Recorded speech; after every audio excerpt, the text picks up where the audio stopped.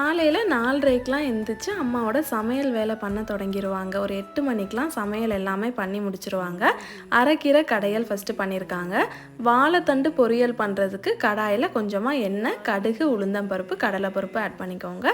இது கூடவே சின்ன வெங்காயம், கருவேப்பிலை, ஒரு பச்சை மிளகாய் ஆட் பண்ணி நல்லா வதக்கிட்டு கட் பண்ணி வச்சுருக்க வாழைத்தண்டு ஆட் பண்ணி நல்லா வதக்கிக்கோங்க. தண்ணி எதுவுமே ஊற்ற வேண்டாம். ஒரு 5 நிமிஷம் அதை மூடி வச்சு குக் பண்ணாலே நல்லா வெந்துடும். அதுக்கப்புறமா தேங்காய், உப்பு எல்லாம் ஆட் பண்ணிவிட்டு நம்ம ஸ்டவ் ஆஃப் பண்ணிடலாம். வாழைத்தண்டு பொரியல் ரெடி ஆயிரும்.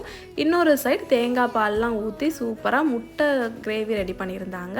அப்புறமா ரசமும் ரெடி பண்ணிட்டாங்க. இந்த ரசம் ரெசிபி வந்து என்னோடய சேனலில் ஆல்ரெடி இருக்குது. லிங்க் வேணும்னா கமெண்ட் செக்ஷனில் கேளுங்க.